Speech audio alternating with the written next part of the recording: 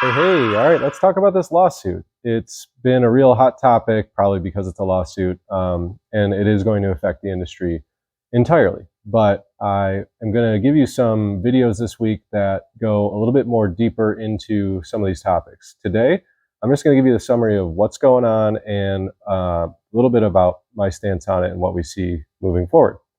So, this lawsuit changes the way that commissions are paid.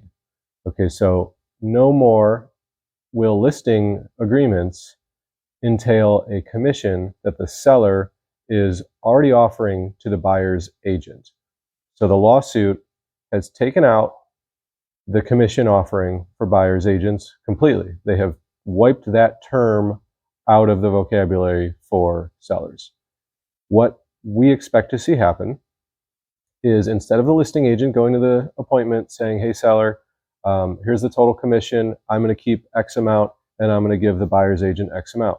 That's no longer going to happen. The listing agent is going to go into the listing appointment and say, hey, seller, my fee is this much.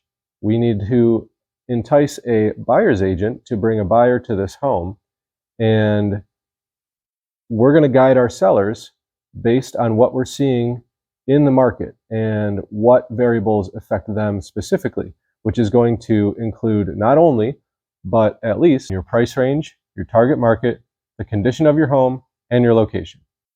As a buyer now, if you weren't already doing this with your agent before, you can now expect that there will be a contract that you sign that assures your agent that in the event that they cannot procure a commission or cover their fee from the seller or from any concessions within your deal, that you will then be willing to pay the agent.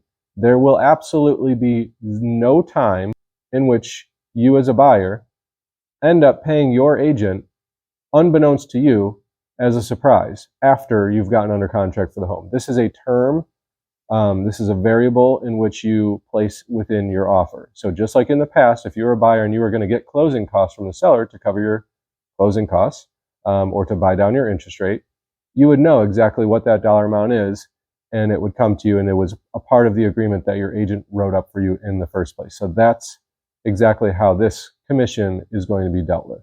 I have so much more to say on this topic, so I will be putting out additional videos. I'm going to cover a little bit more in depth about what the old process was versus the new expected regulations. We're going to talk more about the details of how it impacts either side and a little bit of my general advice on how to navigate this, as well as some of the business practices that I expect to see developing that you'll begin to see now and continue to see that will live on the horizon. So stay tuned, check out more videos as they come. I'm open for conversation if you want some customized advice for your situation.